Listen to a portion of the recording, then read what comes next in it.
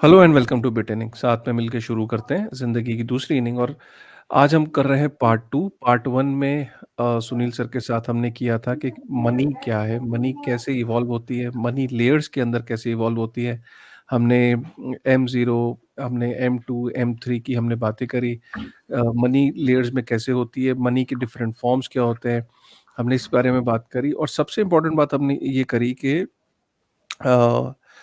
जो हमने लास्ट में ये हमने एक एक कंक्लूजन पे पहुंचे कि बिटकॉइन का जो ईटीएफ है वो यूएस गवर्नमेंट की एक मजबूरी है, क्योंकि आज की डेट में उसे ये समझ ही नहीं आ रहा है कि जिस प्रॉब्लम में वो फंस गया है, जिस तरीके से जो कोलेटरल्स हैं, जो कोलेटरल्स की जो वैल्यू गिर रही है, राइट, जो जो जो पूरा स्ट्रक्चर जो था वो जो कोलेटरल पे बेस्ड था, और वो जब उस कोलेटरल की ही वैल्यू अगर गिर रही है और अगर कोलेटरल ही खत्म हो जाएगा तो ये पूरा जो साम्राज्य जो बना है फियाट का, जब यही ध्वस्त होने पे आ गया है, तो एक नए कोलेटरल की तलाश थी बहुत समय से। और वो कोलेटरल उनको भी अब बिटकॉइन के अंदर दिख रहा है। तो वो बिटकॉइन जिसको घर से निकाल दिया था, मुझे अब भी वो अल्फाज याद हैं, जिसे घर से निकाल दिया था, जिसको ये बोला था निकम्मा है, कुछ नहीं कर सकता, नकारा है, किसी काम का नहीं है, इसको निकाल के बाहर फेंको घर से। जिस जिस लड़के को बाहर फेंक दिया था घर से उठा के, अब वही बच्चा लाडला प्यारा पुचकारा जा रहा है। ऐसा क्यों? तो कहीं ना कहीं इसके पीछे ऐसा लगता है, मुझे तो इसके अंदर क्लियर साजिश सी दिख रही है कि दुनिया को दो पहलू दिखाए गए बिटकॉइन के। वो पहलू क्या है, बड़ा इंपॉर्टेंट है ये पॉइंट। मैं चाहूंगा कि सुनील सर इसको वीडियो में क्लियर भी करेंगे। मेरा ये अपना मेरा पर्सनल थॉट है। सोची समझी साजिश के थ्रू गैरी गेंसलर को रोल ये दिया था कि तुम विलेन बने रहना। तुम्हारे विलेन बने रहने से जनता चेक में रहेगी, रिटेल चेक में रहेगा। रिटेल को फोमो नहीं होना चाहिए। अगर रिटेल को फोमो हो गया तो मेरे हाथ में नहीं आ पाएगा, क्योंकि मैं ब्लैक रॉक को लेके आ रहा हूँ। ब्लैक रॉक एक तरीके का स्टैंप होता है, मतलब ब्लैक रॉक एक ठप्पा है, जिस कागज पे लग जाए उस कागज की कीमत बढ़ जाती है।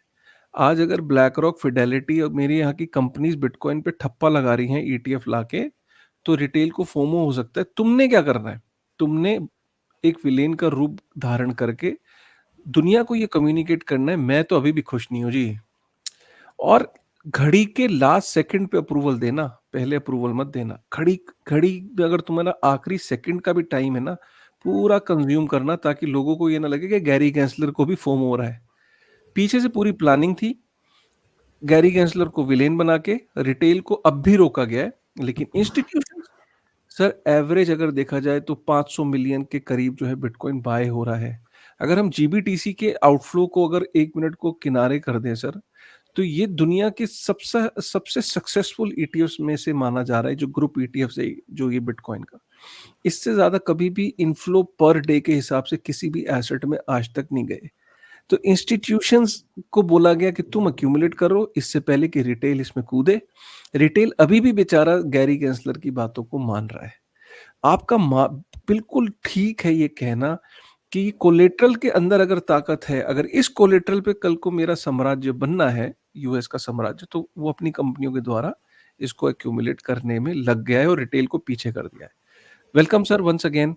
और हमारी पिछली कन्वर्सेशन को आगे बढ़ाते हुए आपने कमेंट को भी देखा, 17,000 व्यूज हैं और बहुत अच्छे अच्छे कमेंट्स हैं, बहुत सराहा उस वीडियो को सर।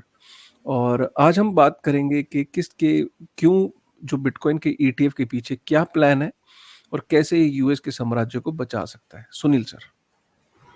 थैंक यू काशिफ, मुझे दोबारा बुलाने के लिए। और पार्ट 2 का इंतज़ार मैं खुद भी कर रहा था, और मैं चाहता हूं कि जो बात थोड़ी अधूरी रह गई थी आज उसको कंप्लीट कर दूं। तो मैं इससे पहले की बात शुरू करूं, जो लास्ट वीक या लास्ट टाइम मैंने जो कहा था उसको थोड़ा सा समरी हाँ, में एक बार बता बिल्कुल। देता हूं। मैंने मोटा मोटा ये कहा था कि दुनिया में जिसे हम मनी कहते हैं, हम्म, वो बेसिकली उसकी 3 लेयर्स हैं, 3 परतें हैं। जो बेसिक लेयर है उसको M0 बोलते हैं, यानी कि जो करेंसी सेंट्रल बैंक छापते हैं, चाहे इंडिया का है, चाहे अमेरिका का है, चाहे यूरोप का है, या चाइना का है, या जापान का है, जो 10 से 12 ट्रिलियन के आसपास है। उसके ऊपर जो मनी है उसको हम कहते हैं M3 या मनी सप्लाई, जो कमर्शियल बैंक्स क्रिएट करते हैं फिजिकल एसेट्स का कोलेट्रल लेके उसके अगेंस्ट मनी क्रिएट कर देते हैं। जैसे आपने बैंक से लोन लेना है तो आप अपना घर के पेपर जो है एज ए कोलेट्रल वहां जमा करा देते हैं और लोन ले देते हैं। तो जो ये जो M3 है ये बेसिकली हवा में पैदा की गई है फिजिकल एसेट्स को कोलेट्रल रख के, और इसकी जो गिनती है, इसकी जो मात्रा है वो 80 से 100 ट्रिलियन डॉलर के बीच में है। यानी कि M0 10 से 12 और ये जो M3 है ये 80 से 100। अब ये तो हो गया नेशनल लेवल पर। इसके अलावा दुनिया में एक डॉलर का साम्राज्य है। दुनिया में जितना भी ट्रेड होता है उसके अंदर मेजर जो सेटलमेंट होती है वो डॉलर में होती है। तो वो डॉलर कहाँ से आता है?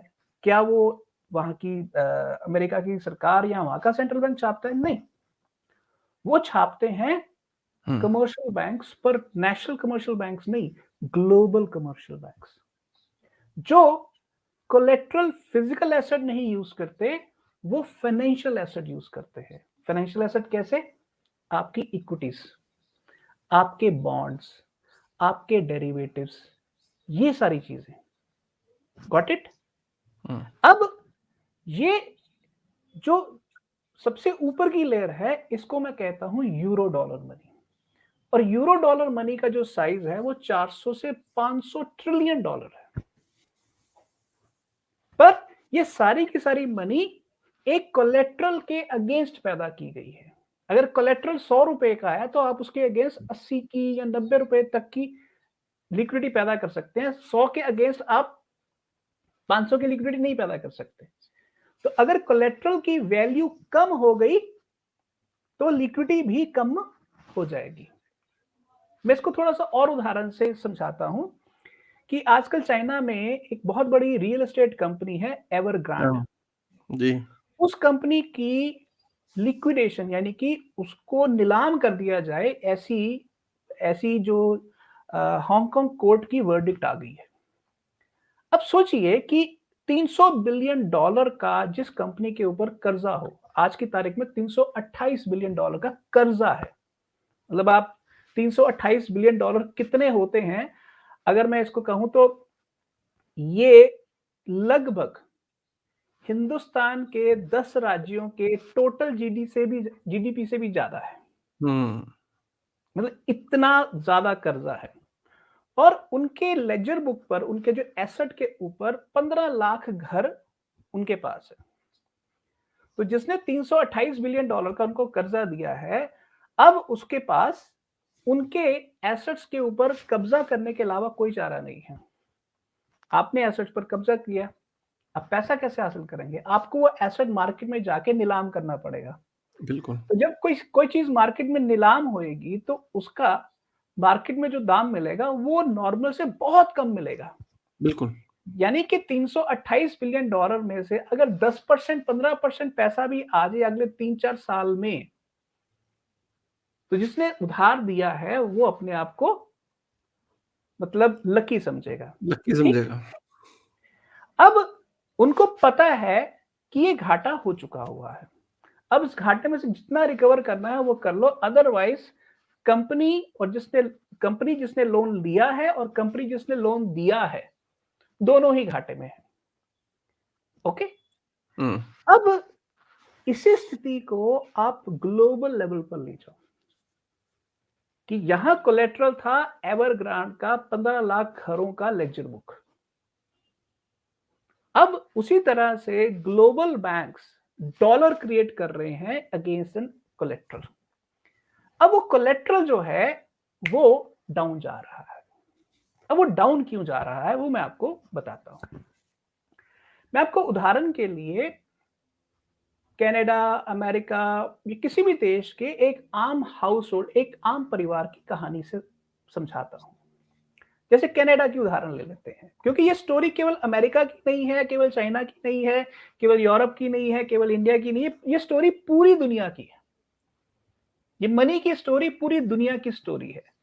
तो इसलिए मैं कनाडा की उदाहरण ले लेता हूं। कनाडा के अंदर एक जो आम घर है जिसका 25 साल का जो लोन होता है, मॉर्टगेज की जो ईएमआई बनती है, वो लगभग $6 लाख का एवरेज घर होता है, 6 लाख कनेडियन डॉलर का, तो उनकी महीने की किस्त बनती है लगभग 1800 से $1900।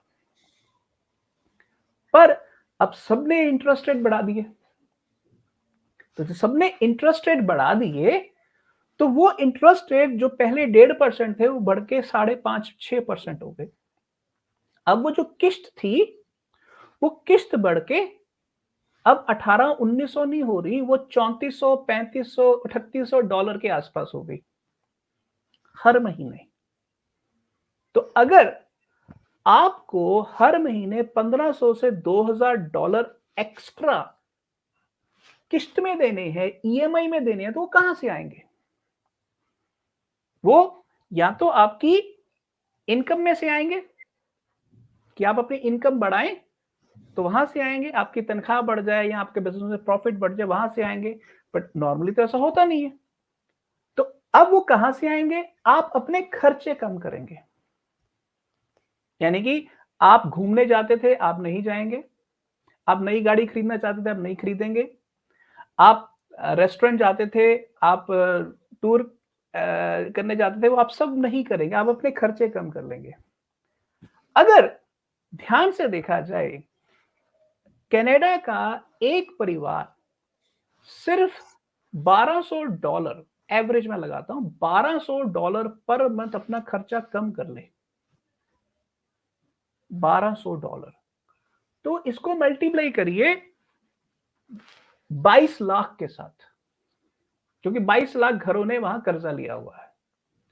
तो 22 लाख को अगर आप 1200 से मल्टीप्लाई करेंगे, तो ये लगभग $2.5 बिलियन पर मंथ बनता है।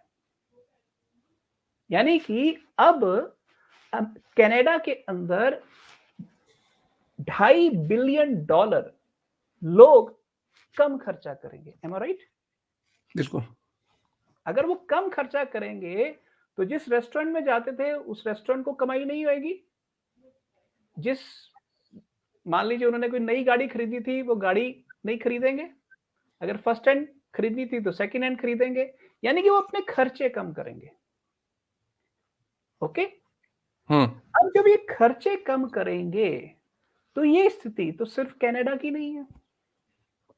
ये स्थिति तो यूरोप के अंदर भी है, ये स्थिति तो अमेरिका के अंदर भी है, ये स्थिति तो चाइना के अंदर भी है, ये स्थिति तो इंडिया के अंदर भी है। तो इसका मतलब ये है कि अगर दुनिया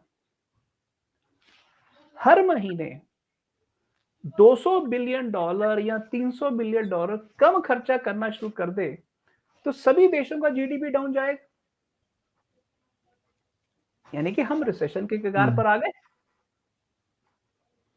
अब ये जो रिसेशन है, ये केवल रिसेशन नहीं है, इसको मैं कह रहा हूं स्टैगफ्लेशन। स्टैगफ्लेशन दो शब्दों से बना है, स्टैग्नेशन और इन्फ्लेशन। तो अभी जो मैंने आपको बताया कि अब लोग खर्चा कम करेंगे, तो इससे आएगी स्टैगफ्लेशन, यानी कि स्टैग्नेशन आएगी। यानी कि अब लोगों की इकोनॉमी के अंदर ग्रोथ कम होएगी। अब दूसरा है इन्फ्लेशन कैसे आ जाएगी? तो जब स्टैग्नेशन होएगी, तो जितने भी कोलेट्रल बैंकों की बैलेंस शीट पर पड़े हैं, ओके, क्योंकि अब लोग अपने खर्चे कम कर रहे हैं, तो मार्केट में रियल एस्टेट की डिमांड कम हो जाएगी, मार्केट में इक्विटीज की डिमांड कम होएगी। तो उस चीज से बचने के लिए सरकारें क्या करेंगी, सेंट्रल बैंक क्या करेंगे, मनी प्रिंट करेंगे। और सबसे ज्यादा मनी प्रिंटिंग करेगा अमेरिका, सबसे ज्यादा, क्योंकि अमेरिका की इकोनॉमी का साइज कनाडा की इकोनॉमी से लगभग 10 गुना ज्यादा है, 10 गुना ज्यादा। और ये मैंने सिर्फ आपको परिवारों की उदाहरण दी है, सिर्फ परिवारों की। ये खर्चे सिर्फ परिवार कम नहीं करेंगे, ये खर्चे कॉरपोरेट्स भी कम करेंगे। वो भी तो खर्चा करते हैं ना, वो बड़ा हाउस होल्ड है। उसी तरह से सरकारें हैं, सरकारें बड़े से बड़ा, सबसे बड़ा परिवार है, वो भी अपने खर्चे कम करेंगे, क्योंकि ब्याज तो हर एक को देना है। अब ये ब्याज आएगा कहां से? मिडिल क्लास तो अपने खर्चे कम कर लेगा, कॉर्पोरेट्स अपने खर्चे कम कर लेंगी, पर क्या सरकारें अपने खर्चे कम कर सकती हैं? हुँ, सरकारें तो कभी भी नहीं करती, यस, यही तो प्रॉब्लम है। क्योंकि उनके पास सर अपना खर्चा अगर वो कम करते हैं, तो जनता विद्रोह कर देगी। विद्रोह कर देगी और वापस आएँगे नहीं, उनको ये डर है। यस, तो इसलिए अब उनके पास एक ही ऑप्शन बची है, मनी प्रिंटिंग। सिर्फ और सिर्फ एक ही ऑप्शन बची है, मनी प्रिंटिंग। तो हुँ, जब वो मनी प्रिंटिंग करेंगे, अब मेरी आपको मैं भविष्यवाणी यहां कर रहा हूं, 2024 में क्वांटिटेटिव ईजिंग वापस आ रहा है। क्या बात है! ये तो अच्छी खबर है स्टॉक्स और क्रिप्टो के लिए। यस, अब ये क्वांटिटेटिव ईजिंग जब वापस आएगा, मैं आपको कह सकता हूं कि लगभग सेकंड हाफ में कभी भी वहां का फेडरल रिजर्व अनाउंस करेगा कि हम 100 से 200 billion dollar per month quantitative easing करेंगे। साल का वो 1 से 2 ट्रिलियन मिनिमम क्वांटिटेटिव ईजिंग करेंगे, और ये अगले 10 साल चलेगा। हुँ, ये याद रहे, ये अगले 10 साल चलेगा। सर तो ऑलरेडी 35 ट्रिलियन पे तो उनका डेट है ही, फिर वो 40-42 ट्रिलियन हो जाएगा। नहीं, नहीं, उससे भी ज़्यादा मैं कह रहा हूँ। हाँ, ये 60, 70, 80 ट्रिलियन तक जाएगा। क्यों ओह! जाएगा? अब मैं वहाँ पर जहाँ से मैंने शुरू किया था, वहाँ वापस आता हूँ कि अगर यूरो डॉलर मनी के अंदर एनपीए होता है, तो बैंकों की बैलेंस शीट पर आएगा। हुँ, जो बैंकों की बैलेंस शीट, अगर बैंक कोलैप्स करेगा, तो वो फेडरल रिजर्व की बैलेंस शीट पर आएगा। हुँ, क्योंकि जो लेंडर ऑफ लास्ट रिसॉर्ट है, वो लायबिलिटी ऑफ लास्ट रिसॉर्ट भी तो है।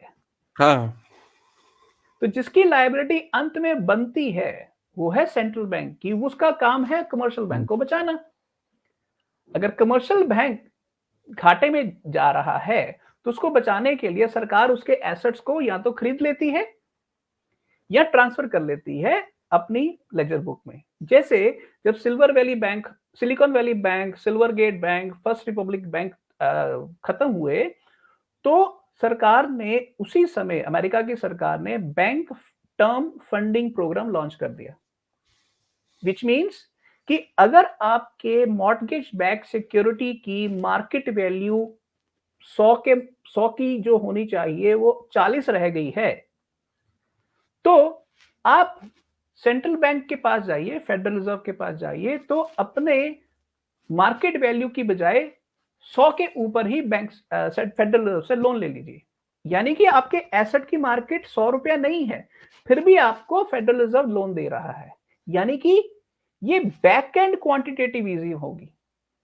ऊपर से दिखा रहे हैं कि हम क्वांटिटेटिव टाइटनिंग कर रहे हैं, बट इन रियलिटी वो क्वांटिटेटिव ईजिंग कर रहे हैं। तो मैं ये बात कह रहा हूं कि फेडरल रिजर्व ने पिछले 2 साल में क्वांटिटेटिव ईजिंग असल में बंद की ही नहीं।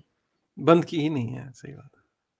तो हमें ऐसा कोई किसी मुगालते में नहीं रहना चाहिए हुँ, कि बैंक्स ने, सेंट्रल बैंक्स ने अपनी आदतें बदल ली हैं। बस अब हम एक ऐसे फेज में आ रहे हैं कि अब उनको खुलेआम मनी प्रिंटिंग करनी पड़ेगी। अब जब मनी प्रिंटिंग करेंगे, तो सबसे बड़ा क्या काम क्या होगा? इन्फ्लेशन आएगी। हुँ, और इन्फ्लेशन आएगी फूड सेक्टर में, एनर्जी सेक्टर में, जो चीजें आप रोजमर्रा की के लेवल पर कंज्यूम करते हैं। और उस चीज से बचने का हमारे पास कोई चारा नहीं होगा। अमीर उस चीज के दौरान क्या करेगा? अपने एसेट प्राइसेस की इन्फ्लेशन करेगा। तो जितने भी स्टॉक्स हैं, जितने भी क्रिप्टो पोर्टफोलियोज हैं, उनका दाम बढ़ना शुरू हो जाएगा। बट वो दाम एक लिमिटेड सर्कल में बढ़ेगा।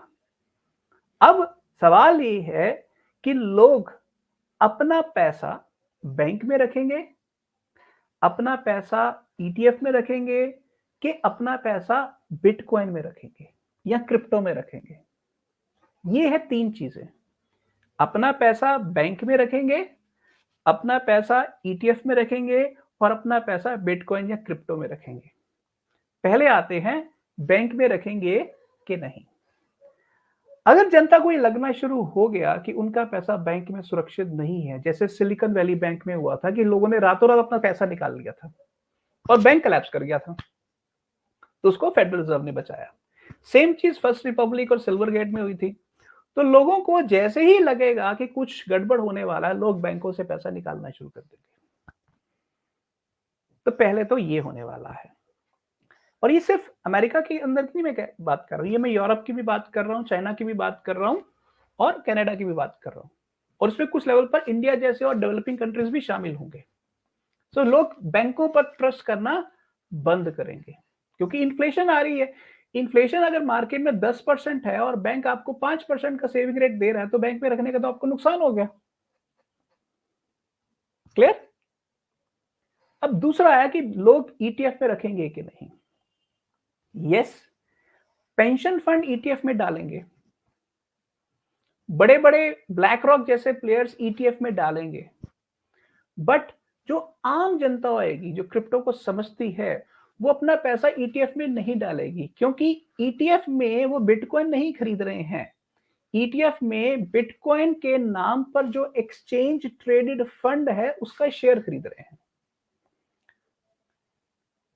क्योंकि वो एक पेपर खरीद रहे हैं वो। यस, अब ये ईटीएफ और नॉर्मल जो ईटीएफ होते हैं इसमें एक फर्क है। जैसे मान लीजिए आप म्यूचुअल फंड खरीदते हैं, म्यूचुअल फंड आगे स्टॉक्स में इन्वेस्ट कर देता है। जो स्टॉक होता है या शेयर होता है वो बेसिकली एक सेंट्रल रजिस्टर होता है। मान लीजिए रिलायंस ने 10 बिलियन शेयर इशू कर दिए, 10 बिलियन शेयर में से ये किसके पास है, ये किसके पास है, ये किसके पास है, सबको पता होता है, सेबी को पता होता है। तो एक सेंट्रल रजिस्टर होता है। क्लियर? तो सेंट्रल रजिस्टर के अंदर कितनी मनी आई, कितनी डिमांड है, ये आप कैलकुलेट कर सकते हैं। तो इसलिए ईटीएफ की पॉलिटिक्स को मैनेज करना आसान हो जाता है। बट बिटकॉइन की जो पॉलिटिक्स है उसको मैनेज करना आसान नहीं है, ना ब्लैक रॉक के लिए, ना वहां के सेंट्रल बैंक के लिए। क्यों? वो इसलिए कि बिटकॉइन का कोई सेंट्रल एसेट रजिस्टर है ही नहीं। अगर बिटकॉइन के अंदर 50 मिलियन एड्रेसेस के ऊपर बिटकॉइन होल्डिंग्स पड़ी हुई हैं, तो नंबर वन, उन 50 मिलियन में से 30-35% से ज्यादा यूएस में नहीं होंगी। यानी कि लगभग 30-35 मिलियन बिटकॉइन एड्रेसेस अमेरिका से बाहर हैं। तो इसका मतलब है उनका केवाईसी तो हो ही नहीं सकता। दूसरा, जो अमेरिका के अंदर है उसका एक छोटा सा हिस्सा ईटीएफ में है। क्लियर? और बाकी हिस्सा या तो कॉइनबेस में पड़ा हुआ है या लोगों ने अपने अपने वैलेट में संभाल के रखा हुआ है। तो बिटकॉइन का स्पॉट ईटीएफ और नॉर्मल ईटीएफ के अंदर जो सबसे बड़ा फर्क है कि बिटकॉइन एक डिसेंट्रलाइज्ड एसेट रजिस्टर है, जिसके एक हिस्से को तो सरकारें कंट्रोल कर सकती हैं। मान लीजिए कल को सरकार अनाउंस करती है कि ईटीएफ बंद कर दिया, ईटीएफ बैन कर दिया, ईटीएफ के ऊपर 100% टैक्स लगा दिया, वगैरह वगैरह, ऐसा कर सकती है। बट ऐसा नहीं करेंगे क्योंकि उनको पता है कि ये एक ऐसा एसेट है जिस एसेट की ग्रोथ को रोक पाना उनके लिए अब पॉसिबल नहीं है।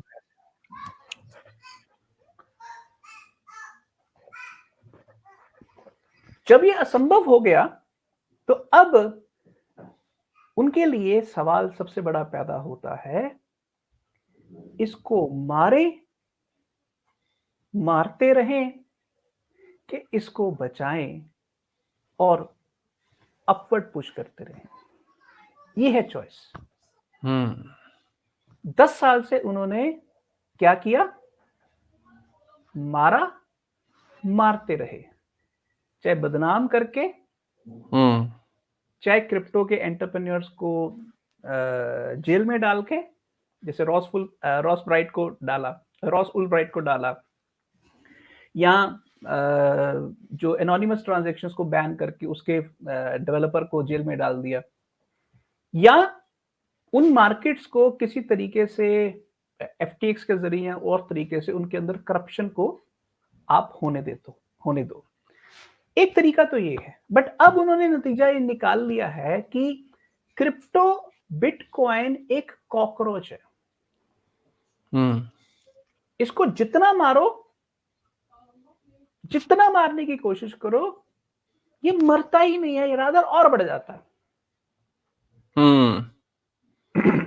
अडेप्ट कर आप लेता है, सोचिए, कोई हाँ, स्प्रे लेके आओ तो वो उस स्प्रे से अपने आप को अडेप्ट कर लेता है, नहीं होता फिर उसके बाद में। इकोनॉमिस्ट नाम का एक बहुत बड़ा एक मैगजीन है, न्यूज मैगजीन है, उसने पीछे एक आर्टिकल डाला कि crypto is like a cockroach. अभी भी आप ध्यान से देखिए, वो आपको इज्जत की नजर से नहीं देख रहे हैं, पर वो आपको ये बेनिफिट ऑफ डाउट दे रहे हैं कि आपको मारना असंभव हो गया है। ये दोनों में फर्क है कि क्योंकि अब आपको मारना असंभव हो गया है, तो क्यों ना हम पासा बदल के, जो एंटी क्रिप्टो एंटी बिटकॉइन का पासा हमने बनाया हुआ था, अब हम प्रो क्रिप्टो पासे में आगे छलांग मार लें, ताकि बचने की संभावना तो है। अगर एक एवरग्रैंड चाइना का रियल एस्टेट प्रॉपर्टी जायंट आज डूब रहा है 328 बिलियन डॉलर के कर्जे पर, तो कल को अगर ये अमेरिका की कंपनियों के साथ भी होना शुरू हुआ, या पूरी की पूरी फेडरल रिजर्व के साथ होना शुरू हो गया, तो वो तो बहुत बड़ा एवरग्रैंड बन जाएगा। तो इससे पहले कि जहाज डूबे, चूहों को कहा गया है कि भाई आप क्रिप्टो के अंदर जंप मारो। तो ये जो फिडेलिटी, ब्लैक रॉक, ये बहुत सुंदर सुनहरे चूहे हैं उस सिस्टम के, क्योंकि जहाज डूब रहा है। आई होप कि वो ये पॉडकास्ट ना सुन रहे हो। ब्लैक पर रॉक ये सच बोलेगा है, ये कि मैं सच है, इसमें सुनहरा कोई चूहा हूँ। मुझे बड़ी अच्छी लगी आज आपकी एनालॉजी, आज आप डिफरेंट मोड में हैं। मतलब मैं अभी आपसे बात करते-करते यही सोच रहा था कि अगर उन्होंने हमें कॉकरोच बोला, तो फियाट एक डायनासोर है, जो कि एक्सटिंक्ट हो चुका है। लेकिन कॉकरोच डायनासोर के एरा से है और आज भी सर्वाइव करता है। और ये जो फिडेलिटी और ब्लैक रॉक है, ये सुनहरे चूहे हैं। वाह! जो मौका देख के जैसे ही जहाज डूब रहा है, तो उस जहाज में से सबसे पहले कूदने वाले ये सुनहरे चूहे हैं। यस, वाह! यस। Got it. आप मुझे एक सिंपल सी बात का जवाब दीजिए, इस स्पॉट ईटीएफ की अप्रूवल का टाइमिंग हाविंग से, बिटकॉइन हाविंग जो अप्रैल में होने जा रही है, उससे 3 महीने पहले उन्होंने किया। Exactly sir, exactly. क्या आपने दिल की बात बोल दी यार, मतलब दिल ले लिया। आप सोचो कि ये हम कोई बच्चे हैं? आपने पहले क्यों नहीं अप्लाई किया? और अच्छा इतना ही था तो आप एक हार्वनिंग के बाद कर देते। आप हार्वनिंग के 6 महीने बाद कर देते। ये टाइमिंग को मैच क्यों करा आपने? तो इसलिए मुझे ऐसा लगता है कि जो भी हुँ, मैक्रो इन्वेस्टर्स अमेरिका के हैं और दुनिया भर के, उन्होंने ये फैसला कर लिया है कि बिटकॉइन और क्रिप्टो एक मैसिव एसेट क्लास है, और उस एसेट क्लास के ऊपर कल को यूरो डॉलर मनी शिफ्ट होने वाली है। हुँ, ब्लैक रॉक के जो पेंशन फंड हैं या फिडेलिटी के जो एसेट मैनेजमेंट फंड हैं, जो पैसा स्टॉक्स में डालते थे, बॉन्ड्स में डालते थे, डेरिवेटिव्स में डालते थे, आपको याद होगा, अगर पुराने वक्तों में अगर एक आम आदमी जिसके पास पैसा और इन्वेस्ट करना चाहता है, सेविंग करना चाहता है, तो आम तौर पर आके पूछता था कि मैं मेरा फाइनेंस इन्वेस्टमेंट का मॉडल क्या हो। तो लोग हुँ, कहते थे 40-60, यानी कि 60% आप इक्विटीज में डाल दो और 40% आप बॉन्ड्स में डाल दो। क्लियर? हुँ, अब आने वाले समय में अगले 50 सालों के लिए वो मॉडल हुँ, बदलने जा रहा है। अब वो 60-40 की बजाय वो कहेंगे 50-40-10, कि पहले मॉडल होता था 40-60, यानी कि हुँ, 40% आप बॉन्ड्स में पैसा डालो और 60% आप इक्विटी में पैसा डाल दो। अब वो हुँ, मॉडल शिफ्ट होएगा 40-50-10। हम्म 40% बॉन्ड में डालो, 50% इक्विटी में डालो और 10% क्रिप्टो में डालो। हम्म फिर वो 40-40-20 हो जाएगा। इस तरह से वो क्रिप्टो का पोर्टफोलियो साइज आम आदमी के इन्वेस्टमेंट के अंदर वो बढ़ाते जाएंगे। हम्म ये है स्टोरी जो अगले 50 साल चलने वाली है। क्यों? क्योंकि उनको पता है कि यूजर को अगर रिटर्न दोगे तो ही वो आपको अपने पैसे जमा कराएगा, और वो हम्म पैसा पेंशन फंड से आ रहा है, वो पैसा लोगों के पोर्टफोलियो से आ रहा है, और वो हम्म पोर्टफोलियो का साइज बहुत बड़ा है। हम्म अगर आज फिडेलिटी या ब्लैक रॉक आपको नेगेटिव रिटर्न दे दे तो लोग कहेंगे हमने अपने पैसे ब्लैक रॉक और फिडेलिटी में जमा नहीं करवाने। हम्म फॉर एग्जाम्पल ये बिल्कुल ऐसा है कि आपका बैंक आपको कहे कि हम आपको हर महीने जो 5% सेविंग इंटरेस्ट रेट देते हैं, हम्म वो 5% देने के बजाय हम 5% काट लेंगे आपके पोर्टफोलियो से, आपके हम्म, अकाउंट से। तो आप बैंक में पैसा रखेंगे? नहीं। तो सेम चीज है, उन्होंने लोगों को पॉजिटिव रिटर्न का वादा किया था और वो वादा उनको पूरा करना है। तो उसके लिए उनको एक ऐसा एसेट चाहिए जिस एसेट में प्राइस ग्रोथ पॉजिटिव है। अगर वो हम्म इक्विटीज में नहीं होएगी, रियल एस्टेट में नहीं होएगी, तो उनको एक नया एसेट क्लास चाहिए जो हम्म क्रिप्टो बन रहा है। आपको क्या लगता है कि ये सिर्फ बिटकॉइन तक रुकेगा या ये और भी जो क्रिप्टोज हैं उनको एक्सप्लोर करेंगे ये कंपनीज? देखिए, ये गेम को थोड़ा और बारीकी से हम समझते हैं। ये हम्म सिर्फ बिटकॉइन पर नहीं रुकेगा। हम्म ब्लैक रॉक ने ऑलरेडी अनाउंस कर दिया है कि उनका नेक्स्ट टारगेट है RWA टोकनाइजेशन, हाँ हाँ, ये रियल उसने बोल दिया। हाँ। World assets tokenization. यानी हम्म कि वो दुनिया की टोटल एसेट मार्केट, जो रियल वर्ल्ड एसेट्स हैं, रियल वर्ल्ड एसेट्स कौन से होते हैं? आपका लैंड, आपके घर, आपका रियल हम्म एस्टेट, चाहे वो कमर्शियल है चाहे रेजिडेंशियल है। नंबर 2, आपका इक्विटीज। Equities, art. नहीं नहीं, इक्विटीज का मतलब है बेसिकली शेयर होल्डिंग। नहीं, वो तो है। उसके अलावा हाँ, आर्ट भी आपको लगता इसके है? अलावा, आर्ट। हाँ ये इसके अलावा और बहुत सारे जैसे आर्ट प्रोडक्ट्स हैं, हम्म रोलेक्स वॉचेस हैं, ऐसी हम्म बहुत सारी चीजें हैं। अगर मैं आपको मोटा मोटा अंदाजा बताऊं तो दुनिया में जो इक्विटी मार्केट का साइज है वो है $100 ट्रिलियन। हम्म जो रियल वर्ल्ड एसेट्स हैं जैसे बिल्डिंग्स हो गई, रियल एस्टेट हो गया, उसका साइज है $300 ट्रिलियन। हम्म और जो फाइनेंशियल डेरिवेटिव्स है उनका साइज है लगभग $1500 ट्रिलियन। तो हम्म उनका टारगेट ये है कि जो रियल वर्ल्ड एसेट्स हैं, ये जो लगभग $400 ट्रिलियन के एसेट्स हैं जिसके अगेंस्ट कोलेट्रल पैदा किया जाता है और वो यूरो डॉलर बनता है, उस मार्केट को ब्लॉकचेन पर लेके आया जाए। हम्म तो जब ये आएगा तो नेचुरली ब्लॉकचेन पर आया तो टोकनाइज करेंगे। हम्म तो जब ब्लॉकचेन पर आएगा, टोकनाइज करेंगे, तो जिस भी नेटवर्क पर डालेंगे उस नेटवर्क का एक टोकन होगा। मान लीजिए उन्होंने पॉलीगॉन चूज किया, आर्बिट्रम चूज किया, सोलाना चूज किया, इथीरियम चूज किया, तो जिस भी नेटवर्क में हम्म डालेंगे उस नेटवर्क का टोकन चढ़ेगा। हम्म तो अब घूम फिर के ये बात ऐसी आ गई कि बिटकॉइन हो गया बड़ा भाई हम्म और बाकी क्रिप्टो करेंसियां हो गई छोटा भाई। हम्म तो ये अब बिटकॉइन तक रुकने वाली गेम नहीं है, क्योंकि बिटकॉइन डिजिटल गोल्ड है। बट बाकी जो क्रिप्टो करेंसियां हैं, खासकर जो प्रोटोकॉल टोकन्स हैं, वो है हम्म बिजनेस फ्यूल। बिजनेस फ्यूल का हम्म मतलब है कि अगर आपने पॉलीगॉन को यूज करना है तो आपको पॉलीगॉन को ट्रांजैक्शन फीस देनी ही पड़ेगी। हम्म आपने आर्बिट्रम को यूज करना है तो ट्रांजैक्शन फीस देनी ही पड़ेगी। सोलाना हम्म को यूज करना है तो आपको ट्रांजैक्शन फीस देनी ही पड़ेगी, और वो उनके टोकन में होगी।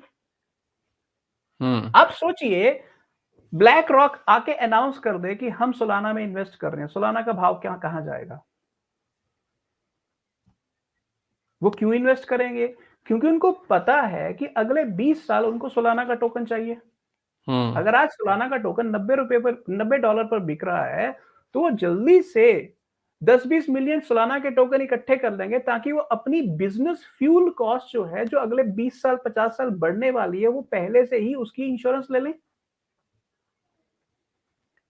तो इसलिए ये गेम पहले बिटकॉइन से शुरू हो रही है, फिर प्रोटोकॉल टोकन्स पर जाएगी। ओके, हम्म। जब प्रोटोकॉल टोकन्स पर आई, तो कम से कम मार्केट में 100 से ज्यादा प्रोटोकॉल टोकन्स हैं, हम्म। उनके भाव बढ़ेंगे। हम्म। उसके बाद आ जाएगा बाकी जो ऐप कॉइन्स हैं, जो डिजिटल एप्स हैं, डिसेंट्रलाइज एप्लीकेशंस हैं, ये फिर उनके ऊपर आ जाएगा, क्योंकि अब फेसबुक का भाव भी नहीं बढ़ रहा। एक पॉइंट के ऊपर फेसबुक का भी एक अल्टरनेटिव चाहिए, तो उसका अल्टरनेटिव आपको डिफरेंट डिसेंट्रलाइज सोशल चैनल्स में मिलेगा। आपको अमेज़न का भाव नहीं बढ़ रहा। अगर अमेज़न का भाव नहीं बढ़ रहा, तो अमेज़न का फ्यूचर तो फाइल कॉइन है। हम्म। तो फाइल कॉइन का भाव बढ़ाना शुरू कर देंगे। तो इसलिए उनका प्लान ये है कि वो टोटल एसेट क्लास को इतना डाइवर्सिफाइड और इतना बड़ा कर देंगे कि उसके अंदर 10 trillion, 20 trillion, 50 trillion, 100 trillion, 500 trillion तक की लिक्विडिटी क्रिएट की जा सके अगले 50 साल में। तो इधर से ये अगर आपको मैं विजुअल मैप बनाऊं, तो बेसिकली एक पुरानी बहुत बड़ी बिल्डिंग टूट रही है, और उसके सामने ही एक बहुत बड़ी बिल्डिंग बन रही है। इसको कहते हैं पैराडाइम शिफ्ट। ये हो रहा है हमारी आंखों के सामने, और ये मैं इसलिए बोल रहा हूं कि क्रिप्टो मार्केट में मैं बुढ़ा हो गया हूं। मैं अरे नहीं। 2012 के अंदर आया था, जब बिटकॉइन $20 का था और हम्म। टोटल मार्केट कैप $1 बिलियन थी। सिर्फ 1 बिलियन, $1 बिलियन। आज हम्म। वो $1600 बिलियन से ज्यादा है। तो मैंने 1600 गुना ग्रोथ देखी है। तब 3 कॉइन्स थे, आज 22 से 25 हजार कॉइन्स हैं, जिसमें से अभी भी ऑपरेशनल 8,000 से ज्यादा कॉइन्स हैं। हम्म। तो जब आप ध्यान से देखें कि यहां तो ग्रोथ रुक ही नहीं रही, तो जब ग्रोथ रुक ही नहीं रही, तो इसके अंदर इसको कोलेट्रल की तरह यूज करने की हम्म। पॉसिबिलिटी बढ़ती जाएगी। और इसको अगर एक और तरीके से समझना है, तो मैं आपको एक अलग उदाहरण देता हूं। आप 100 साल पीछे चले जाइए, जब फेडरल रिजर्व पैदा हुआ था 1914 के अंदर। हम्म। आपको ये तो पता है कि फेडरल रिजर्व पैदा हुआ था, पर फेडरल रिजर्व के साथ साथ बैंक ऑफ अमेरिका भी पैदा हुआ था, अमेरिकन एक्सप्रेस बैंक भी पैदा हुआ था, जेपी मॉर्गन भी पैदा हुआ था, सिटी बैंक भी पैदा हुआ था। सेंट्रल बैंक की ग्रोथ कमर्शियल बैंक्स की ग्रोथ के बिना नहीं अधूरी हो सकती नहीं हो थी, सकती। क्योंकि वो हम्म। सुनहरी चूहे हैं सिस्टम के। अब वही चीज जो 100 साल पहले कमर्शियल बैंक्स की ग्रोथ के लेवल पर हुई, ना केवल अमेरिका में, पूरी दुनिया में। आज पूरी दुनिया में 11,000 बैंक हैं, 11,000 बैंक, और ये हर साल $400 ट्रिलियन की ट्रांजैक्शंस करते हैं। 400 ट्रिलियन, बिलियन नहीं कह रहा हूं, ट्रिलियन। हमारे देश की टोटल जीडीपी 3-3.5 ट्रिलियन है। तो अंदाजा लगाइए कि 400 ट्रिलियन कितना होगा। उतना ट्रांजैक्शन वॉल्यूम है इन कमर्शियल बैंक्स का। तो अब वही चीज जो पिछले 100 साल में कमर्शियल बैंक्स की गिनती में हुई है, जो क्लोज्ड लेजर्स हैं, वही चीज अब अगले 100 साल ब्लॉकचेन्स में होएगी, जो पब्लिक लेजर्स हैं। हम्म।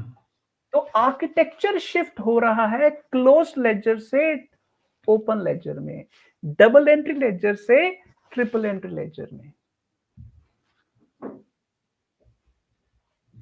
सर एक बात बताइए, आपको क्या लगता है कि पहले फ़ेज़ में जो इतनी बड़ी-बड़ी कंपनीज़ हैं, इन्होंने ये ईटीएफ लॉन्च कर दिया। आपको क्या लगता है दूसरे फ़ेज़ में क्या होगा? जो सुनहरे चूहों में जो फिडेलिटी और ब्लैक रॉक जैसे ये सुनहरे जो चूहे हैं, अभी इन्होंने शुरुआत करी। क्या आपको लगता है बैंक्स इसमें जो दूसरे सुनहरे चूहे हैं वो इसमें कूदेंगे? फिर उसके बाद प्रोबेबली किसी दिन फेडरल रिज़र्व ये बोलेगा कि हम 1% जो हैं सेंट्रल बैंक्स बीआईएस ये बोल दे, इनफैक्ट बीआईएस ये बोल चुका है कि सेंट्रल बैंक्स जो हैं दुनिया में वो 1% का या 2% का एक्सपोज़र ले सकते हैं। वो उसने प्रपोज़ तो कर ही दिया है। कैसे देख रहे हैं? नेक्स्ट 2-3 स्टेप क्या हो सकते हैं अब? देखो अ, काशिफ, ये खेल ऑलरेडी शुरू हो चुका हुआ है, ये स्टेबल कॉइन्स में शुरू हो चुका है। हुँ, आपको मैं बड़ी एक हँसी वाली बात बताता हूँ, आप वो फिगर सुन के आपके रोंगटे खड़े हो जाएँगे। हुँ, आपको पता है कि 2023 में स्टेबल कॉइन ट्रांज़ैक्शन सेटलमेंट का वॉल्यूम क्या था? कि स्टेबल कॉइन में लेना-देना, बाय हुँ। सेल सेटल हुआ हो, उसका वॉल्यूम क्या था? I think it was more than visa का जो सेटलमेंट था, उससे ज़्यादा ही था, वीज़ा अगर नेटवर्क से। आप रीसेंट फिगर्स देखें, तो फिगर है $8 ट्रिलियन। हुँ, $8 ट्रिलियन। अगर आप उसके ऊपर 0.2% प्रॉफिट मार्जिन भी लगा लें, हुँ, 0.2%, जबकि इससे तो ज़्यादा ये है। $16 बिलियन का रेवेन्यू है, सिर्फ स्टेबल कॉइन का 2023 का, जिसका ओह! मेन हिस्सा 2 प्लेयर्स को गया है, टीथर और सर्कल यूएसडीसी को। हाँ, क्या ब्लैक रॉक आएगा सर आपको लग रहा है? यस, डेफिनिटली आएगा। स्टेबल कॉइन में? ये यस, यस, यस, यस, ये हुँ, सब बड़े प्लेयर्स इस मार्केट में आ रहे हैं क्योंकि स्टेबल कॉइन डॉलर के अंदर है। हुँ, तो स्टेबल कॉइन को वो यूरो डॉलर का अब रिप्लेसमेंट बना रहे हैं। हुँ, पहले क्या होता था, कमर्शियल बैंक क्या करता था, आपसे फाइनेंशियल एसेट लिया बिलियन डॉलर का, उसके अगेंस्ट आपको 800 मिलियन डॉलर का क्रेडिट इशू कर दिया। वो बैंकों की closed book double entry ledger पर घूमता रहता था। एक बैंक दूसरे बैंक पर ट्रस्ट करता था, घूमता रहता था। अब उन्होंने उस मॉडल को शिफ्ट करके ट्रिपल एंट्री में कर दिया। हुँ, तो इसका मतलब क्या है कि इस गेम को जो अगर घुमाना है, पहले तो आप दुनिया भर में थ्रू बैंक्स राज करते थे, अब दुनिया भर में आप राज करेंगे थ्रू स्टेबल कॉइन। हुँ, क्यों? क्योंकि अभी बार्टर नहीं शुरू हुआ है, अभी बीच में स्टेबल कॉइन खड़ा है। अगर मैं बिटकॉइन के बदले में ईथर आपसे ले लूं, ये मैं तब ले पाऊंगा अगर कोई सिंगल चेन ब्रिज आ जाएगा, वो अभी नहीं है। तो उस कमजोरी का फायदा उठा के ये हाँ, लोग स्टेबल कॉइन मार्केट को यूनिवर्सल ब्रिज की तरह यूज करेंगे और उसके हुँ, ऊपर डोमिनेट करेंगे, और ये मार्केट पागलों की तरह बढ़ने वाली है, ओह! पागलों की तरह।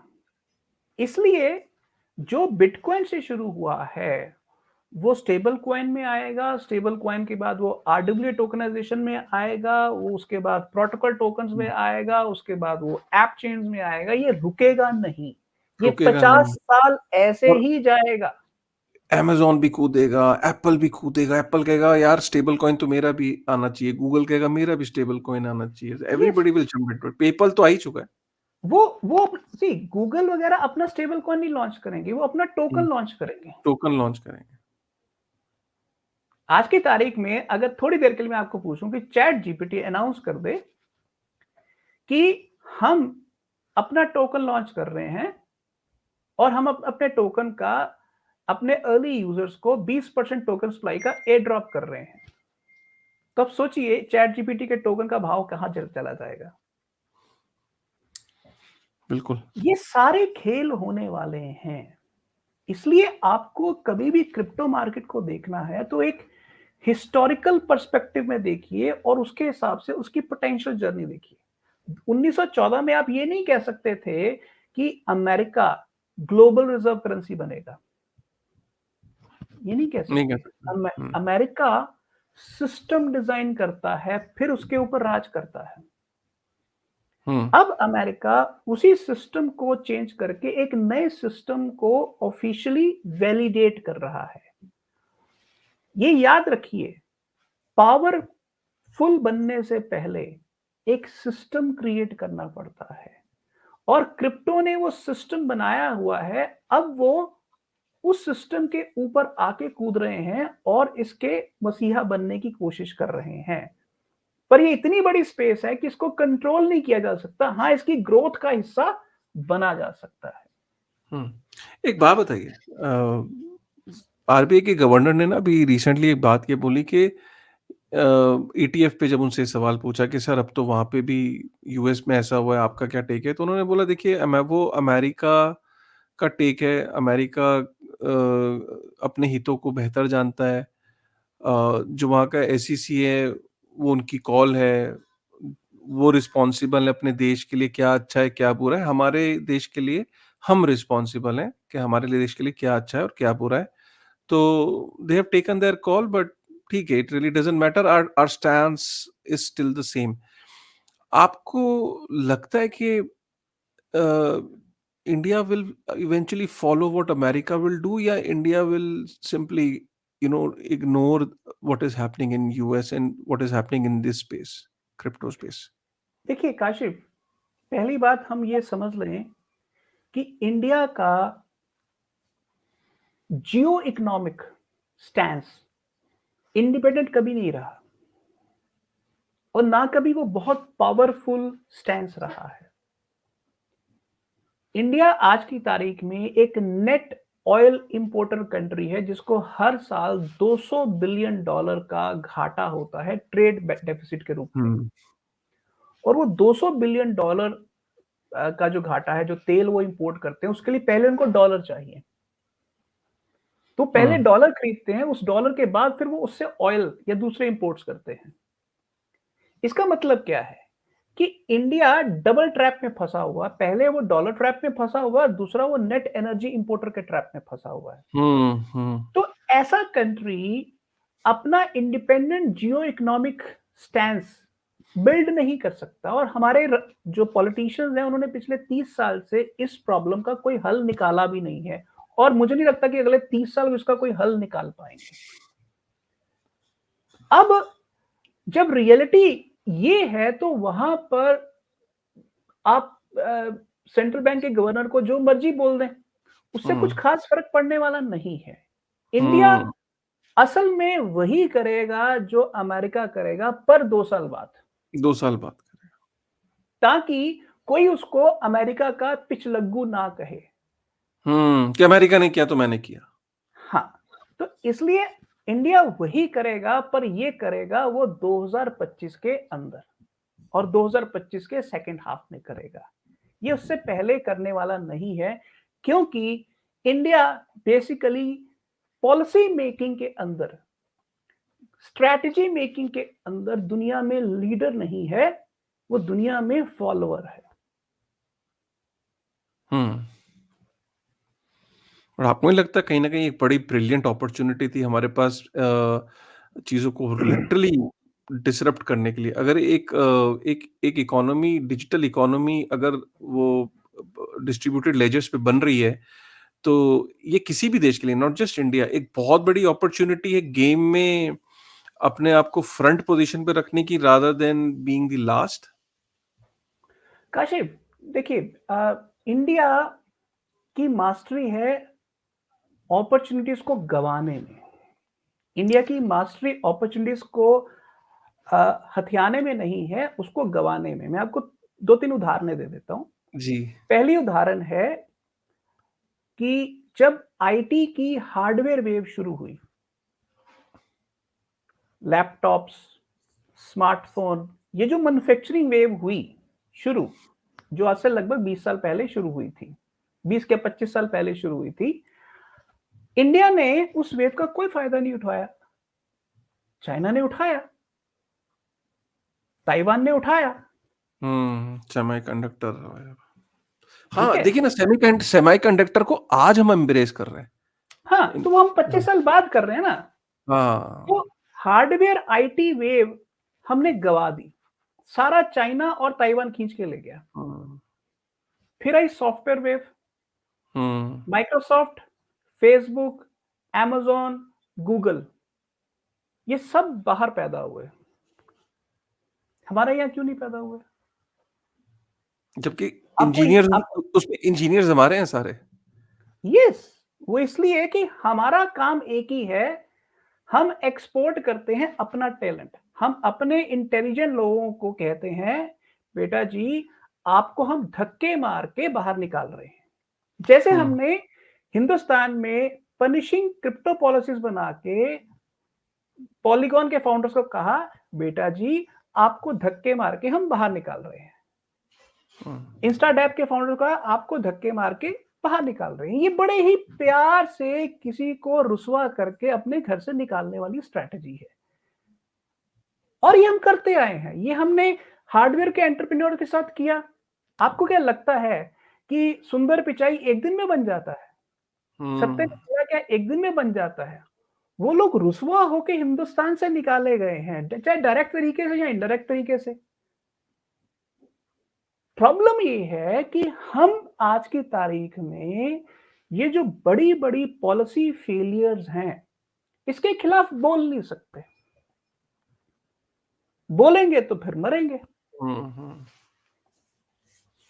अब आज की तारीख में अगर कोई क्रिप्टो करेंसी एक्सचेंज वाला इस पॉलिसी के ऊपर बोल दे, तो बेचारे के हुँ, अगले दिन को ईडी की रेड पड़ जाएगी उसके ऊपर। हुँ, तो इसलिए मुझे ऐसा लगता है कि बेसिकली हिंदुस्तान के एंटरप्रेन्योर्स को इनोवेशन के खिलाफ एक डर के माहौल में रखा जाता है और वो डर ही ऐसा है जो हमें ग्रो नहीं करने देता। हमने हार्डवेयर वेव फेस हुँ, अपॉर्चुनिटी मिस की, हमने सॉफ्टवेयर वेव मिस की और अब हम वेब 3, वेब 1, वेब 2, वेब 3 हम तीनों वेव्स मिस कर रहे हैं। हुँ,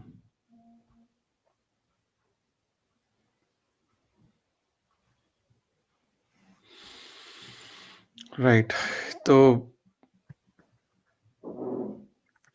मैं थोड़ा-सा इस बारे में डेप्थ में सोच रहा था कि आपके हिसाब से जो नेक्स्ट वेव है, जो नेक्स्ट आप जो चीज़ें देख रहे हो, वो इमीडिएट फ्यूचर में जो इमीडिएट दो 2024 में और 2025 में आप ऐसा अगर आपको या जो भी हमने बात करी, अगर मुझे ये इसको देखना हो कि इमीडिएटली 2024 में और 2025 में हम क्या देखेंगे क्रिप्टो देखिए स्पेस में? काशिफ, एक बात बहुत स्पष्ट है कि स्टैगफ्लेशन, स्टैग्नेशन और इन्फ्लेशन का कॉम्बिनेशन है स्टैगफ्लेशन। हुँ, ये आ चुका है। हुँ, ये अमेरिका में भी आ चुका है, यूरोप में भी आ चुका है, चाइना में भी आ चुका है। जो दुनिया हुँ, की सबसे बड़ी इकोनॉमीज़ है, उसमें आ चुका है। हुँ, तो इसका असर इंडिया पर भी आने वाला है और ठीक है। बाकी डेवलपिंग कंट्रीज़ पर भी आने वाला है। तो इसका मतलब है कि हम लगभग 10 साल लंबे स्टैगफ्लेशन के माया जाल में, एक दुष्चक्र में फँस गए हैं और उससे बाहर निकलने वाले नहीं हैं। इंडिया के अंदर भी आएगा स्टैगफ्लेशन? ऑफ़ कोर्स, आप अमेरिका का अगर आप इम्पैक्ट आएगा? हाँ, हाँ, अगर आप बॉटम 90% इंडिया को देखें, तो वो ऑलरेडी स्टैगफ्लेशन जी रहा है। हुँ, अब वो आईटी सेक्टर में भी आ रहा है। आप आईटी सेक्टर को देखिए, पिछले 25 साल में पहली बार आईटी सेक्टर का नेट एनरोलमेंट नेगेटिव है। हुँ, यानी कि नौकरियां बढ़ने की बजाय कम हुई हैं आईटी सेक्टर में। ये जी, हिंदुस्तान में 25 साल में पहली बार हुआ है। जी, तो पहली बात, स्टैगफ्लेशन अगले हुँ, 10 साल के लिए अब पक्का परमानेंट ट्रैप है। Permanent trap. अब इससे बाहर निकलने के लिए अमेरिका ने क्रिप्टो को गले लगाने की स्ट्रैटेजी बना ली है। तो वो हम किसे अगर गले बाहर नहीं भी निकल पाया, अगर वो बाहर नहीं भी निकल पाया तो कम से कम सॉफ्ट लैंडिंग तो कर लेगा। वो basically minimum damage control mode में चले गए हैं। हाँ, तो मैं आपकी बात समझ गया। हम किसे गले लगाएँ? नहीं, हमें भी वही करना पड़ेगा। हाँ, करना पड़ेगा। हमें करना ही पड़ेगा। हम अभी तो हँस के कर सकते हैं, अभी मौका है। हुँ, पर क्योंकि अब आरबीआई गवर्नर कह रहे हैं कि हम अमेरिका के पिछलग्गू नहीं है, तो कोई बात नहीं, 2 साल बाद जूते खा के हम करेंगे, हुँ। और क्योंकि हम लेट लतीफ़ हैं। एक और बात बताइए, सेंसेक्स तो अच्छी सिचुएशन दिखा रहा है ना, 71,000 72,000 के लेवल की, तो कभी सपने में भी नहीं सोचे थे ये लेवल्स, और बता रहे हैं कि ये लेवल्स अभी और आगे जाएंगे। What is your take overall? आप ये एक तरफ कह रहे हो कि स्टैगफ्लेशन आ सकता है, दूसरी तरफ सेंसेक्स तो अलग कहानी बताता है। देखिए, आप ध्यान से समझिए, स्टैगफ्लेशन का मतलब है इकोनॉमिक स्टैगफ्लेशन। हम्म। इकोनॉमी के अंदर जो ग्रोथ है वो रुक जाएगी, रादर वो नेगेटिव हो जाएगी। हम्म। और इन्फ्लेशन का मतलब है चीजों के दाम बढ़ेंगे।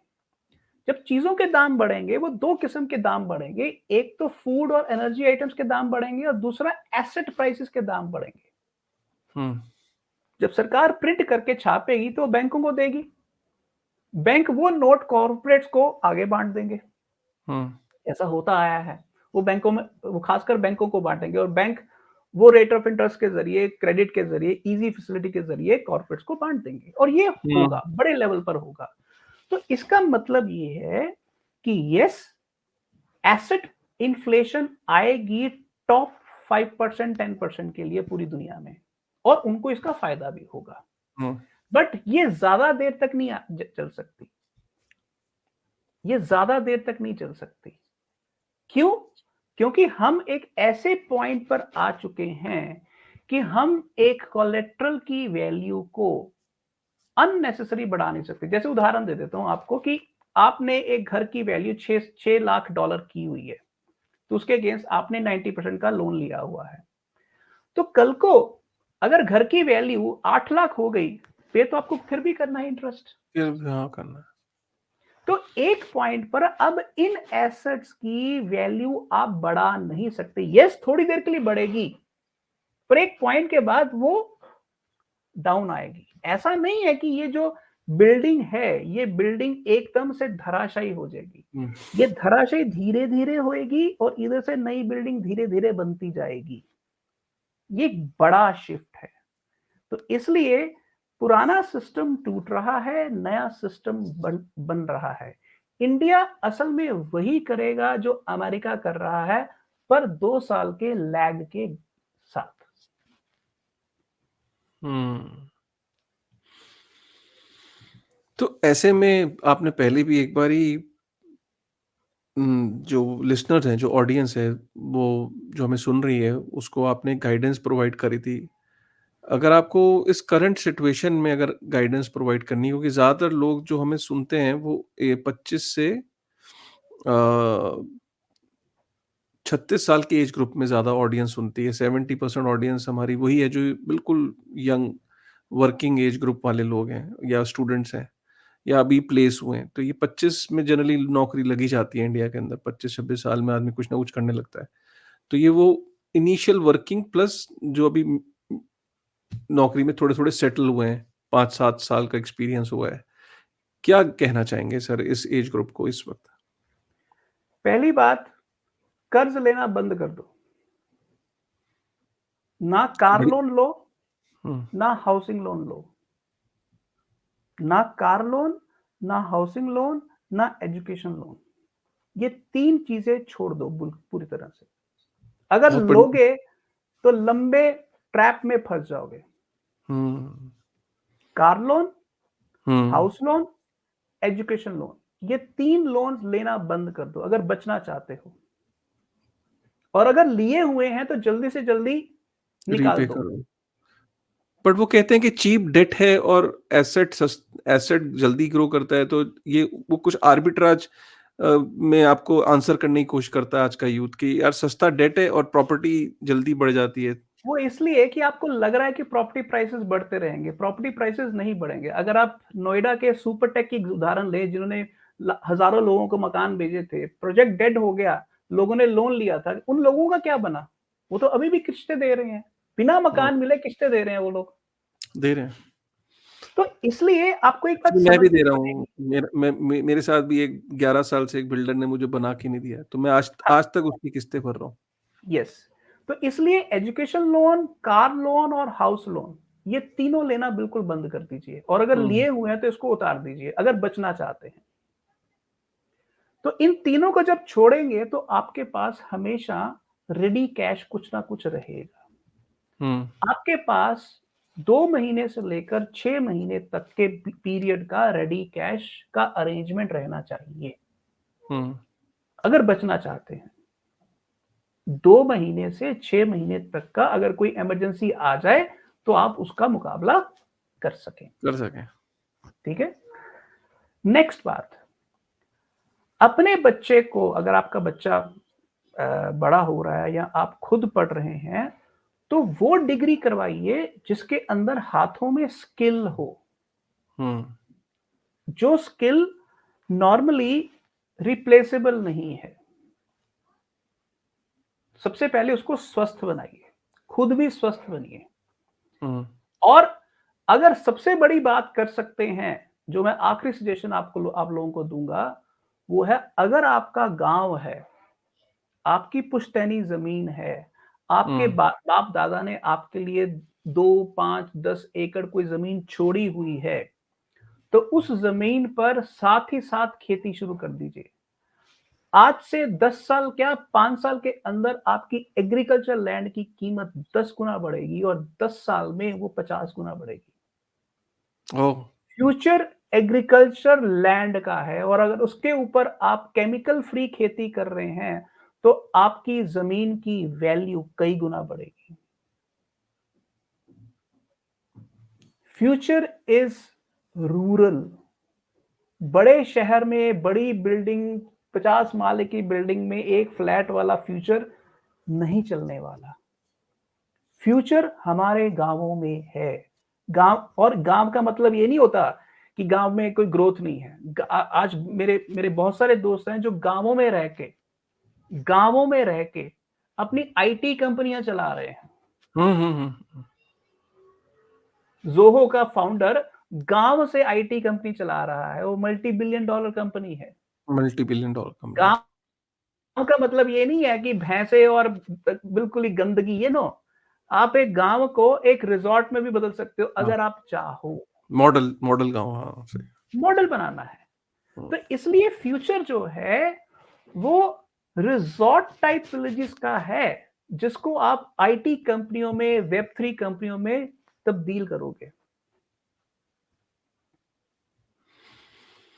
तो पहला, एजुकेशन लोन, हाउसिंग लोन और कार लोन मत लीजिए।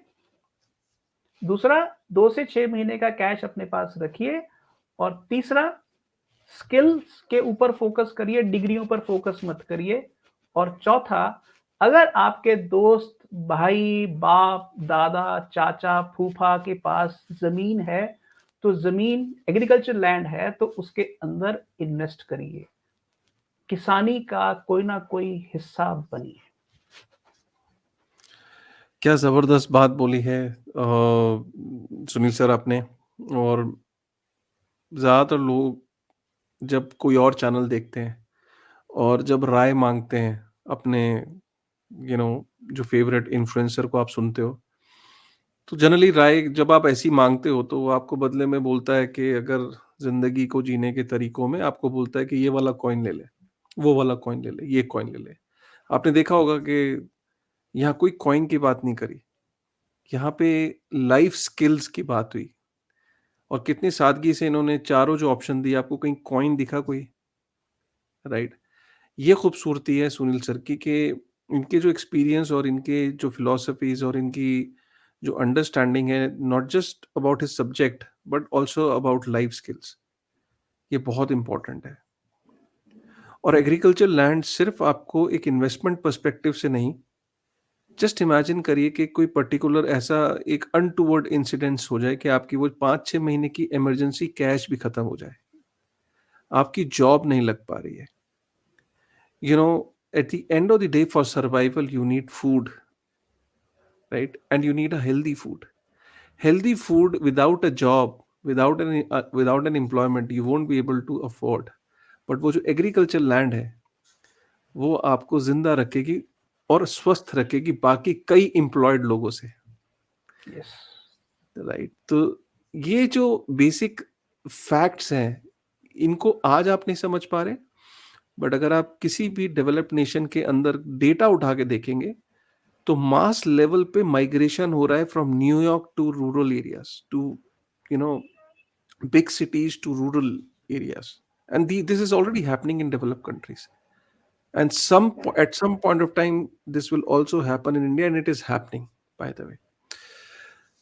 With this thought, I think, Sunil sir, thank you very much for your. I hope the audience got a lot of their queries answered. जो लास्ट एक part था उसके अंदर जो question था उसको बहुत ही अच्छे से आपने यहाँ पे एक्सप्लेन किया. हमने यहाँ पे कॉकरोचेस की बात करी, सुनहरे चूहों की बात करी, राइट. हमने ये बड़ी इंपॉर्टेंट, हमने डायनासोर की बात करी, राइट. हमने इंडिया की अपॉर्चुनिटी की बात करी, राइट. तो बहुत ही अमेजिंग पॉडकास्ट था. आई एम श्योर कि आज लोगों को बहुत पसंद आया होगा. पार्ट 1 से भी ज़्यादा, अगर आपको ये पार्ट 1 की अपनी वैल्यू थी, बट अगर आपको ये भी पसंद आया तो प्लीज़ उतने ही कमेंट्स और उससे ज़्यादा व्यूज़ और उससे ज़्यादा लाइक्स आपको करने. मैं जानता हूँ ये चीज़ कहना ज़रूरी नहीं होती, वो तो आप वैसे भी करते, लेकिन जस्ट एक कई बार क्या होता है, हम इतने खो जाते हैं कमेंट्स, वो कंटेंट के अंदर, कि एकदम वो रिकॉल आता है तो हाँ, अच्छा हाँ, ये भी करना है. तो इसलिए ये आपको याद दिलाया जाता है. वरना मैं जानता हूँ कि सुनील सर के प्रति आपकी जो रिस्पेक्ट है और आपका जो प्यार है वो कमेंट्स के अंदर देखने को मिलता है. तो जाते-जाते फिर से एक बार रिक्वेस्ट है कि सब्सक्राइब कर लेना. सुनील सर को आप ट्विटर पे फॉलो कर लेना. डिस्क्रिप्शन मैंने डाल दिया है सुनील सर का ट्विटर आईडी. और फ्यूचर में सर फिर किसी और टॉपिक पे आएँगे. अगर कोई आपके टॉपिक हो दिमाग में. आपने आज एक बात करी आरडब्ल्यूए पे. यस, और मैं चाहता हूँ कि सर, अगर आप एक टॉपिक जो मैं चाहता हूँ कि लोग बहुत सारा पूछते हैं उसके बारे में, डीप इनके बारे में, कि ठीक है। किस तरीके से जो फिजिकल इंफ्रास्ट्रक्चर्स हैं, रियल वर्ल्ड एसेट्स, और जो फिजिकल इंफ्रास्ट्रक्चर्स हैं, मतलब मुझे ऐसा लगता है कि ये रियल यूज केसेस दिखते हैं मुझे. यस, जो इमीडिएट यूज केसेस हैं दिख रहे हैं कि हाँ यार, फिजिकल इंफ्रास्ट्रक्चर को कैसे टोकेनाइज कर सकते हैं, मोबाइल नेटवर्क्स को कैसे टोकेनाइज कर सकते हैं, राइट. मोबाइल फोन्स जो आ रहे हैं, crypto related mobile phones, polygon का सुना था, सोलाना का काफी सक्सेसफुल है. और जो रियल वर्ल्ड एसेट्स हैं, इनकी टोकनाइजेशन के बारे में बात करेंगे, ताकि लोगों को थोड़ा और फ्लेयर मिले, और आपकी अंडरस्टैंडिंग और आपकी जो नॉलेज है उससे लोगों को फायदा पहुंचेगा. चलिए sir, thank you. With this thought, thank you very much sir. Thank you. Bye bye. Bye bye.